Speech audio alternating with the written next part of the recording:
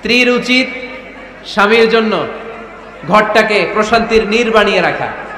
কি বানিয়ে রাখা? প্রশান্তির নীর। স্ত্রী হওয়া উচিত এমন যাকে দেখলে স্বামীর চোখ জুড়ায়, স্বামীর প্রাণ জুড়িয়ে যায়, স্বামীর হৃদয়টা ঠান্ডা হয়ে যায়, ঠিক কিনা? আর স্ত্রীর দিকে তাকালে যদি মেজাজ গরম হয়ে যায়, মেজাজ খিটখিটে হয়ে যায়, ঝামেলা আছে না নাই? ঝামেলা আছে। এজন্য মেহেরবানি করে আমাদের বোনরা যারা, এমন কোনো কাজ করবেন না যেটা স্বামীর মেজাজকে খিটখিটে করে দেয়। আপনাকে দেখলেই আপনাকে ভালোবাসতে মনে চায়, ঠিক কিনা? এজন্য রব্বুল আলামিন বলেন, আমি নারীদেরকে তৈরি করেছি লিতাসকুনু ইলাইহা, যেন পুরুষেরা স্ত্রীদের সংস্পর্শ যখন পায় পুরুষদের হৃদয়টারে প্রশান্ত করে দেয়। কে? রব্বুল আলামিন বলেছেন খাদিজার জন্য জান্নাতে আমি এমন একটা ঘর বানিয়েছি যেই ঘরের মধ্যে কোনো বিশৃঙ্খলা নাই। খাদিজার জন্য জান্নাতে এমন একটা প্রাসাদ আমি বানিয়েছি যেই প্রাসাদের মধ্যে কোনো আওয়াজ নাই, কোনো কোলাহল নাই, কোনো বিশৃঙ্খলা নাই। কারণ খাদিজা আমার নবীকে এমন একটা ঘর উপহার দিয়েছে যেই ঘরের মধ্যে কোনো বিশৃঙ্খলা ছিল না, আওয়াজও ছিল না। পড়েন সুবহানাল্লাহ। আল্লাহ রাসূল যখন সারাদিন কাফেরদের মাঝে কোরআনের দাওয়াত দিতেন, কোলাহল, মারামারি, জীবনের ঝুঁকি নিয়ে মক্কার কুরাইশদের মাঝে যখন দাওয়াত দিতেন, সব বিশৃঙ্খলা, ঝামেলা, গোলমাল শেষ করে রাতের বেলায় যখন খাদিজার ঘরে বিশ্বনবী ঢুকতেন, বিশ্বনবীর হৃদয়টারে প্রশান্ত করে দিত কে? আম্মাজান খাদিজা বিশ্বনবী সাল্লাল্লাহু আলাইহি ওয়াসাল্লামের জন্য এমন ঘর উপহার দিয়েছেন যেই ঘরে বিশ্বনবী আসলে বিশ্বনবীর হৃদয়টা ঠান্ডা হয়ে যেত। সুবহানাল্লাহ পড়েন। অনেক স্ত্রী আছে স্বামী ঘরে ঢুকলেই ঘরে আটা নাই, রুটি নাই, চাল নাই, ডাল নাই, এটা লাগবে, ওইটা লাগবে, ওখানে যেতে হবে, একটার পর একটা ফিরিস্তি বলে বেড়ায়, আছে না নাই? না, এটা করবেন না। আপনার কি লাগবে এই সব দায়িত্ব আল্লাহ তাআলা স্বামীকে দিয়েছে, স্বামীকে জানাবেন। তবে ধীরে সুস্থে, ধীরে সুস্থে স্বামীর জন্য ঘরটাকে এমন করে রাখতে হবে যেন ঘরে ঢুকলেই স্বামীর হৃদয়টারে প্রশান্ত করে দেয় কে? এজন্য স্ত্রীর প্রথম দায়িত্ব ঘরটারে প্রশান্তির নীর বানানো। একটা সুখী দাম্পত্য জীবনের জন্য স্ত্রীর 2 নাম্বার দায়িত্ব হচ্ছে স্বামীকে ইন্সপায়ার করা, স্বামীকে সাহস জোগানো, পিছন থেকে ড্রাইভিং পুশের মতো কাজ করা। কারণ স্বামীকে যখন স্ত্রী সাহস যোগায়, স্বামীর সাহস বেড়ে যায়, ঠিক কিনা? আল্লাহর হাবিব সাল্লাল্লাহু আলাইহি ওয়াসাল্লামের কাছে কোরআনের আয়াত নাযিল হলো, ইকরা বিসমি রাব্বিকাল্লাযী খালাক, খালাকাল ইনসানা মিন আলাক, ইকরা ওয়া রাব্বুকাল আকরাম, আল্লাযী আল্লামা বিল কলম, আল্লামাল ইনসানা মা লাম ইয়ালাম। পড়েন আল্লাহু আকবার। সূরাতুল আলাকের 5 আয়াত হেরা গুহায় যখন নাজিল হয়ে গেল, বিশ্বনবী সাইয়েদনা জিবরাইলকে নিজ আকৃতিতে দেখলেন, পা থেকে মাথা পর্যন্ত দেখে বিশ্বনবী ভয় পেয়ে গেলেন। বিশ্বনবী সাল্লাল্লাহু আলাইহি ওয়াসাল্লামের হৃদয় কাঁপতে আরম্ভ করলো। কোরআনের 5 আয়াত নিয়ে হেরা গুহা থেকে বিশ্বনবী আম্মাজান খাদিজাতুল কুবরা রাদিয়াল্লাহু তাআলা আনহার কাছে চলে আসলেন। এসে ডেকে বললেন, খাদিজা জাম্মিলুনি জাম্মিলুনি, কম্বল দিয়ে তুমি আমারে চাপা দাও, আমার ভয় লাগছে, মনে হয় আমি বাঁচবো না। আম্মাজান খাদিজা বললেন, কি হয়েছে আপনার? বিশ্বনবী বললেন, বিশাল বড় একটা লোক কোরআনের 5 আয়াত নিয়ে এসেছে। ওই লোকের পা হেরা গুহার মধ্যে, মাথাটা আকাশের উপরে, এত বিশাল সত্তা, বিশাল কোন মানুষ জীবনে আমি দেখি নাই। এসে সে পরিচয় দিয়েছে সে নাকি জিবরাইল ফেরেশতা। বিশ্বনবী বললেন, মনে হয় আমি বাঁচবো না, আমার জ্বর চলে এসেছে, আমার হৃদয়ের মধ্যে কাঁপুনি শুরু হয়েছে, তুমি আমারে কম্বল দিয়ে চাপা দাও। আম্মাজান খাদিজা বললেন, ও নবী ভয় পাবেন না, আমার আল্লাহ কোনোদিন আপনারে অপমান করবেন না। সুবহানাল্লাহ পড়েন। ওয়াল্লাহি ওয়াল্লাহি লা ইউখজিকাল্লাহু আবাদা। নবী গো, আল্লাহ আপনার অপমান করবেন না, কারণ আপনার মধ্যে এমন এমন ভালো ভালো গুণ আছে, এই গুণাবলীগুলি যে মানুষের মধ্যে থাকে তাকে আমার রব কোনোদিন অপমান করতে পারে না। চিল্লায় বলেন ঠিক কি না? নবী হে, ইন্নাকা লা তাসিলুর রাহিমা, আপনি আত্মীয়তার সম্পর্ক বজায় রাখেন। ও নবী, তাসদুকুল হাদিসা, সব সময় আপনি সত্য কথা বলেন। ওয়া তাহমিলুল কাল্লা, আপনি মানুষের বোঝা টেনে দেন। ওয়া তাকসিবুল মা'দুমা, যার উপার্জন করার কেউ নাই, নিজে গায়ে খেটে আপনি তারে উপার্জন করে দেন। ওয়া তু'ইনু আলা নাওয়াইবিল হক, সত্য যেখানে বিপন্ন সেখানে আপনি সাহসী সৈনিকের মতো দাঁড়িয়ে যান। সুবহানাল্লাহ। নবী, আপনি ভয় পাবেন না, কারণ আপনি এমন অসাধারণ ব্যক্তিত্ব, এমন জনকল্যাণমূলক কাজের আঞ্জাম আপনি দেন, এরকম লোককে আল্লাহ কখনো অপমান করতে পারে? আপনি চালিয়ে যান, আপনাকে থামানোর মতো অপশক্তি গোটা বিশ্বে দ্বিতীয়টা নাই। চিল্লায় বলেন ঠিক কিনা? বিশ্বনবীকে সাহস জুগিয়েছেন, এরকম সাহস জোগানোর মতো স্ত্রী আমাদের দরকার আছে না নাই? বিশ্বনবী সারাদিন বাইরে যখন কাফের মুশরিকদের অত্যাচার অনাচার সহ্য করে ঘরে আসতেন, আম্মা জান আয়েশা এমন সাহসিকতার বাণী শোনাতেন, এমন মোটিভেশন শোনাতেন, এমন ইন্সপায়ারেশন দিতেন, বিশ্বনবী সারাদিনের সব দুঃখ কষ্ট ভুলে গিয়ে এর পরের দিনের দাওয়াতি কাজের জন্য নতুন করে এনার্জি ফিরে পেতেন। চিল্লায় পড়েন আল্লাহু আকবার। এজন্য স্ত্রীর 2 নাম্বার কাজ হচ্ছে স্বামীকে সাহস জোগানো। 2 নাম্বার কাজ কি? স্বামীকে সাহস জোগানো, স্বামীকে সাপোর্ট দেয়া। স্ত্রীর 3 নাম্বার কাজ হচ্ছে স্বামীর ডাকে সাড়া দেয়া। কি দেয়া? স্বামী যদি স্ত্রীর সঙ্গ পেতে চায়, স্ত্রীর ওই ডাকে সাড়া দিতে হবে। রাতের বেলা স্বামী যদি স্ত্রীর সঙ্গ চায়, আর স্ত্রী যদি সঙ্গ না দিয়ে চলে যায়, ফজর পর্যন্ত ওই স্ত্রীর উপর আল্লাহর ফেরেশতারা লানত দিতে থাকে। চিল্লায় পড়েন নাউযু বিল্লাহ। তবে হ্যাঁ, ভ্যালিড যদি কোনো কজ থাকে, ভ্যালিড কজ, অসুস্থতা, অন্যান্য কমপ্লেক্সিটি যদি থাকে সেটা ভিন্ন ব্যাপার। কিন্তু ইগোর কারণে, ইগো, মেজাজ দেখিয়ে, রাগ দেখিয়ে কোনো বোন যদি স্বামীর আহ্বানে সাড়া না দিয়ে মুখ ফিরিয়ে চলে যায়, ফজর পর্যন্ত আল্লাহর ফেরেশতারা ওই মহিলার উপর লানত দিতে থাকে। আওয়াজ করে পড়তে হবে নাউযু বিল্লাহ। আবার বিশ্বনবী বলেছেন, খবরদার, রমজান ছাড়া কোনো নফল রোজা কোনো স্ত্রী যদি রাখতে চায়, নফল রোজা রাখার আগে স্বামীর কাছ থেকে যেন সে অনুমতি নিয়ে নেয়। নফল রোজা, আওয়াজ করে বলেন কি রোজা? ফরজ রোজা না। দিনের বেলা যেহেতু রোজা রাখতে হয়, কোন নারী, কোন যুবতী নারী, বয়স্ক নারীদের কথা ভিন্ন, কোন যুবতী নারী যদি নফল রোজা রাখতে চায়, সে তার স্বামীর পারমিশন নেবে। কারণ হয়তো স্বামী দিনের বেলা স্ত্রীর সঙ্গ চেতে পারে, ঠিক কিনা? এজন্য স্বামীর কাছ থেকে পারমিশনের দরকার আছে না নাই? দাম্পত্য জীবনকে সুখময় করতে হলে একজন স্ত্রীর 4 নম্বর দায়িত্ব হচ্ছে নিজের সতীত্বের হেফাজত করা। 5 নম্বর দায়িত্ব হচ্ছে স্বামীর সম্পদের হেফাজত করা। সাইয়েদনা আবু সুফিয়ান রাদিয়াল্লাহু তাআলা আনহু ছিলেন খুব কৃপণ মানুষ, বিষ্ণু ঈসা ইসলামের শ্বশুর। সেই বুখারীতে এসেছে, ওনার স্ত্রী এসে আল্লাহ রাসূল সাল্লাল্লাহু আলাইহি ওয়াসাল্লামের কাছে বলেন, ইয়া রাসূলুল্লাহ, ইন্না আবু সুফিয়ান রাজুলুন শাহী। হে আল্লাহর রাসূল, আবু সুফিয়ান খুব কৃপণ মানুষ, আমার আর আমার সন্তানদের খরচের জন্য যে টাকা পয়সা লাগে আমার স্বামী দেয় না। এখন আমার স্বামীর অনুমতি ছাড়া সিন্দুক থেকে টাকা নেয় আমার জন্য জায়েজ কিনা? আল্লাহর হাবিব বললেন, হ্যাঁ, স্বামী যদি কৃপণ হয় তাহলে ফ্যামিলির খরচের জন্য যতটুকু দরকার অতটুকু নিতে পারবা, ওইটারে ক্ষমা করে দিবে কে? আমাদের অনেকের মধ্যে অনেক কৃপণ লোক আছে না নাই?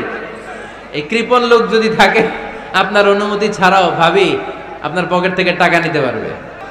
কৃপণ যারা, তাদের পারমিশন ছাড়া পকেট থেকে, আলমারি থেকে টাকা নিয়ে যতটুকু দরকার ফ্যামিলির ততটুকু খরচ করা যাবে, অতিরিক্ত খরচ করা যাবে না। 6 নম্বর দায়িত্ব হচ্ছে ছেলে মেয়েদেরকে দেখাশোনা করা, ছেলে মেয়েদেরকে বুকের দুধ খাওয়ানো। অনেক মা আছে ছেলে মেয়েদেরকে বুকের দুধ খাওয়াতে চায় না, আছে না নাই? হ্যাঁ, ডানু খাওয়ায়, ডানু। আর কি খাওয়ায়? হ্যাঁ, মিল্ক ভিটা, আর নিডো, নেসলে, সেরেলাক, আর হ্যাঁ বায়োমিল। মাশাআল্লাহ, অনেক নাম জানেন তো আপনারা। মেডিকেয়ার। তো এই বুকের দুধ খাওয়াতে চায় না অনেক মায়েরা। আপনার বুকের দুধের মধ্যে বাচ্চাদের জন্য আল্লাহ রাব্বুল আলামিন ন্যাচারাল ভ্যাকসিন দিয়ে দিয়েছেন। চিল্লায় পড়েন সুবহানাল্লাহ। ন্যাচারাল, প্রাকৃতিক টিকা, বাচ্চার জীবনের প্রথম টিকাটা, সন্তানের জীবনের নবজাতক শিশুর প্রথম টিকাটা আল্লাহ তাআলা মায়ের বুকের শাল দুধের ভেতরে দিয়ে দিয়েছেন। সুবহানাল্লাহ পড়ে। টিকাগুলো তো বাজার থেকে কিনতে হয়, প্রথম টিকাটা আল্লাহ ফ্রি দিয়ে দিয়েছে। সুবহানাল্লাহ পড়বেন না? এজন্য রাব্বুল আলামিন বলেন, ওয়াল ওয়ালিদাতু ইউরদি'না আওলাদাহুন্না হাওলাইনি কামিলাইনি লিমান আরাদা আন ইউতিম্মা দুনিয়ার প্রতিটা মায়ের উচিত টানা 2 বছর তাদের সন্তান সন্ততিদেরকে দুধ খাওয়ানো। কয় বছর? আওয়াজ করে বলতে হবে, কয় বছর? মায়ের বুকের দুধ যে ছেলেগুলো খায় না, এদের ব্রেনের গ্রোথ হয় না। এগুলো হয় বলদা নাম্বার 1।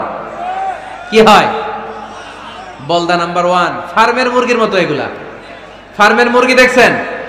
হ্যাঁ, ফার্মের মুরগি দেখবেন যে দোকানে যখন কিনতে যাবেন, এটারে নিয়ে যেখানে ওজন করে ওইখানে বসা রাখলে ওইখানেই বসে থাকে, আধা ঘন্টায় উঠবে না, এটা বসেই থাকে। আর গ্রামের মুরগি দেখছেন, দেশি মুরগি, ধরতে পারবেন এটারে? খবর আছে, ঘাম ছুটায় ছাড়বে। তো মায়ের বুকের দুধ যেগুলা খায় এগুলো দেশি মুরগির মতো, আর এই নিডু খায় যেগুলো, এগুলো 1 নাম্বার বলদা হয়, আর ফার্মের মুরগির মতো হয়। ঠিক কিনা? উদাহরণটা দিলাম এই জন্য, আপনার সন্তানের ভবিষ্যতের কথা বোঝানোর জন্য উদাহরণটা দিয়েছি। বুকের দুধ খাওয়াবেন, এর মধ্যে আল্লাহ তাআলা এমন নিউট্রিশন, পুষ্টি গুণ দিয়ে মায়ের বুকের দুধকে আল্লাহ তাআলা সমৃদ্ধ করেছে, বাচ্চার ব্রেইনের গ্রোথ হয়, বাচ্চার হাড্ডিগুলো খুব শক্ত হয়, সে ইনফিরিয়রিটি কমপ্লেক্সে ভোগে না, হীনমন্যতায় ভোগে না, জীবনের যেখানেই যাবে সেখানেই সে হবে সফল। চিল্লায় বলেন ঠিক কিনা?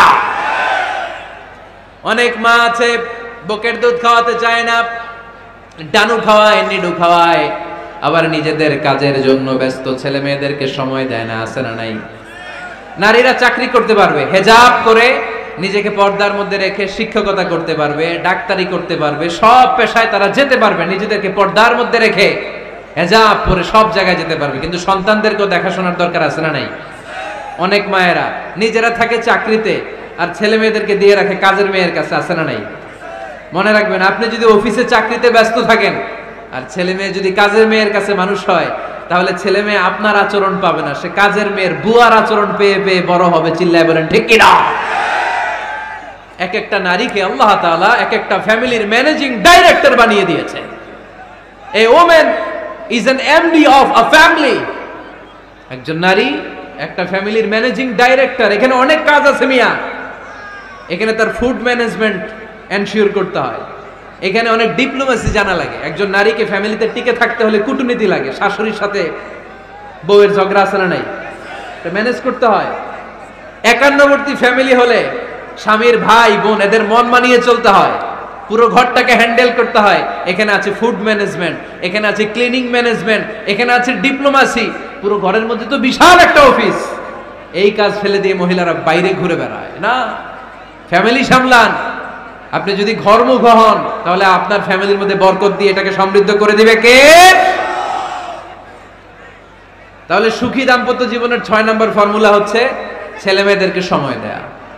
ছেলে মেয়েদেরকে সময় দেন। Spending money, spending time is more important than spending money for children. ছেলে মেয়েদের জন্য টাকা ব্যয় করার চেয়ে ছেলে মেয়েদের সাথে সময় ব্যয় করা বেশি গুরুত্বপূর্ণ। ঠিক কিনা? এমন অনেক ফ্যামিলি আছে আমি দেখেছি যে বাবাও চাকরিজীবী, মাও চাকরিজীবী। আছে না নাই? হয় ডে কেয়ারে না কাজের বুয়ার কাছে মানুষ হইতেছে। বাবা মারা যখন সকালে অফিসের জন্য বের হয় তখনও ছেলে মেয়ে ঘুমায়, আবার রাতে যখন মিটিং সিটিং সব শেষ করে ঘরে আসে তখনও ছেলে মেয়েগুলো ঘুমায়। শুক্রবার ছাড়া বাবা মার ছেলে মেয়েদের দেখা নাই। এরকম ফ্যামিলি আছে না নাই? ঢাকাতে পারিবারিক এই ক্রাইসিস, এই সংকটগুলো আমরা প্রায়ই শুনি। আল্লাহ তুমি আমাদের ফ্যামিলিগুলোরে বরকতময় করো, আমাদের ফ্যামিলিতে যেন আমরা জান্নাতি ইমেজ উপভোগ করতে পারি, তুমি তৌফিক দান করো। আওয়াজ করে পড়বো আমিন। 7 নাম্বার দায়িত্ব, বিশ্বনবী বলেছেন খবরদার, স্বামী পছন্দ করে না এমন কোন লোককে স্ত্রী যেন ঘরে অ্যালাউ না করে। স্বামী পছন্দ করে না এমন কোন লোককে আপনার স্ত্রী ঘরে অ্যালাউ করতে পারবে? আমার বোনেরা খবরদার, আপনার স্বামীর পারমিশন ছাড়া, আপনার স্বামী পছন্দ করে না এরকম কোন লোককে আপনার ঘরে আপনি অ্যালাউ করতে পারবেন না। 8 নাম্বার, স্বামীকে আর্থিকভাবে সহযোগিতা করা। যদি স্ত্রী ধনী হয়, আমরা সব এক করে ফেলছি, আসলে ইসলামের দৃষ্টিতে স্বামীর ব্যালেন্স আলাদা, স্ত্রীর ব্যালেন্স আলাদা। স্বামীর যাকাত আলাদা, স্ত্রীর যাকাত আলাদা। ঠিক কি না? স্ত্রী ধনী হতে পারে, স্ত্রীর আলাদা সম্পদ থাকতে পারে। যদি স্ত্রীর সম্পদ থাকে, স্ত্রীর উচিত তার সম্পদ দিয়ে তার স্বামীকে এস্টাবলিশ হতে, স্বাবলম্বী হতে সহায়তা করা। যদিও এটা আল্লাহ তাআলা আবশ্যক করে দেন নাই, কারণ আর্থিক ফিনান্সিয়াল সব কাজগুলোকে স্বামীর উপরে ফরজ করেছে কে? ফিনান্সিয়ালি 1 টাকা খরচ করা, 1 টাকার দায়ভার নেওয়া কোন স্ত্রীর উপরে আল্লাহ আবশ্যক করে নাই। তারপরেও স্ত্রী যদি ধনী হয়, স্ত্রীর যদি জায়গা জমি থাকে, সম্পদ থাকে, তাহলে স্ত্রীর উচিত তার স্বামীকে স্বাবলম্বী হতে সহযোগিতা করা, ঠিক কিনা?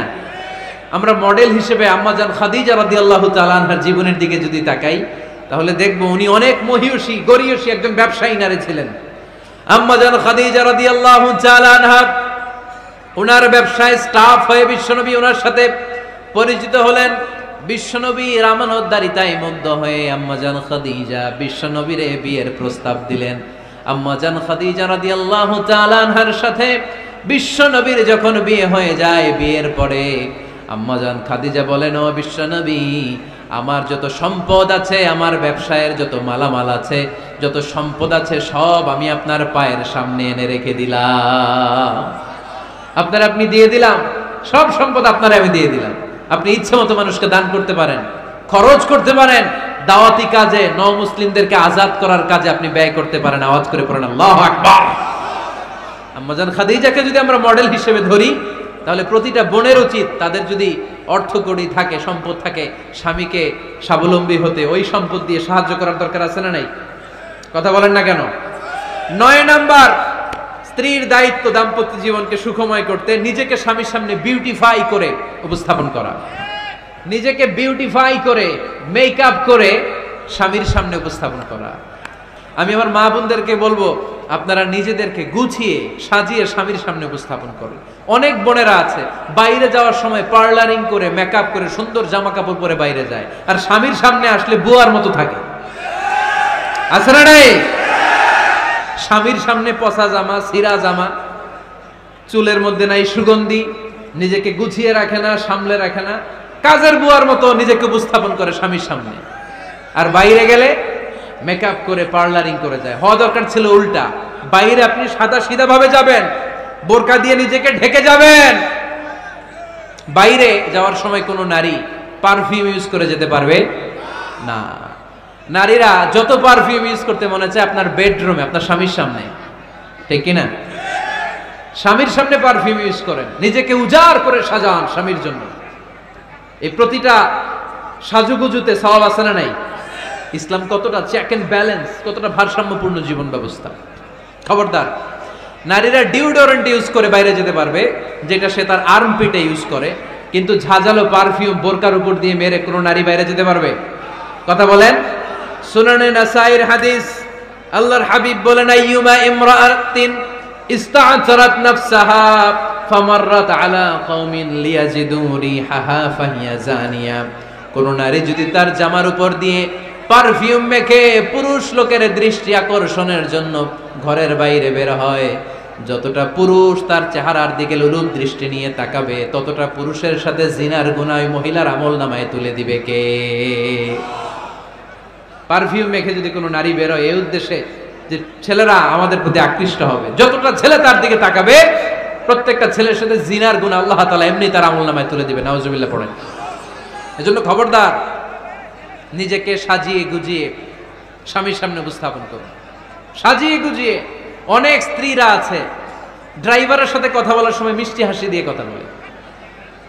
বাজারে শপিং করতে গেলে আসসালামু আলাইকুম ভাই, কেমন আছেন? কি সুন্দর আসসালামু আলাইকুম। স্বামীর সামনে আসলে আর এই মিষ্টি কথাটা নাই, আছে না নাই? বাইরে তোমার চিকন গলায় কিসের আসসালামু আলাইকুম? হ্যাঁ, না, বাইরে আপনি আসসালামু আলাইকুম দিতে যাবেন না, ঝটপট করে কর্কশ ভাষায় কথা বলে শেষ। কেউ ফোন দিয়েছে, হ্যালো, কে? স্বামীকে চায়, উনি বাসায় নাই, কাট।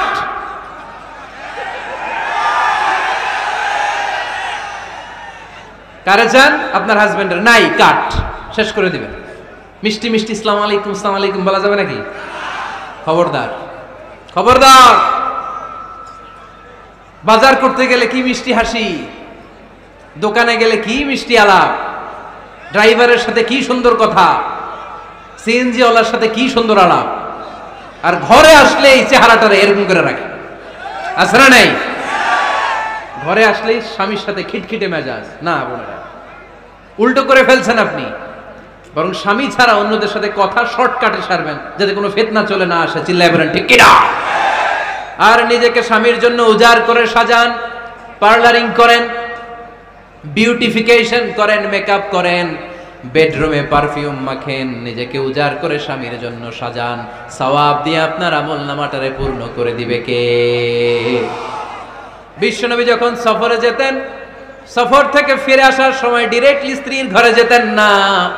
বিশ্বনবী একজনকে ঘরে পাঠিয়ে দিতেন, মদিনার উপকণ্ঠে কিছু সময় অপেক্ষা করতেন আর বলতেন আজকে আমি আয়েশার ঘরে যাব, আয়েশারে যে বলো আমি এসেছি, কয়েক ঘন্টা পরে আয়েশার ঘরে আমি ঢুকবো। সুবহানাল্লাহ পড়েন।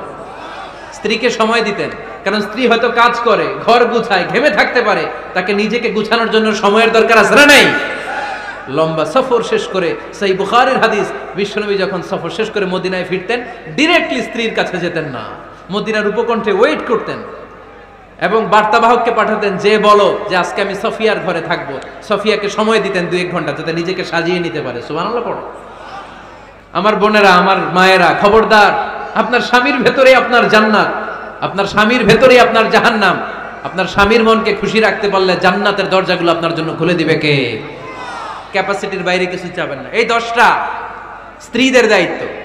এই 10টা পয়েন্ট যদি কোনো স্ত্রী স্বামীর জন্য এইভাবে স্যাক্রিফাইস করে করে এইভাবে আঞ্জাম দিতে পারে, এই স্ত্রীদের জন্য জান্নাতের দরজাকে খোলা রেখেছে কে? আওয়াজ করে বলতে হবে, খোলা রেখে দিয়েছেন কে?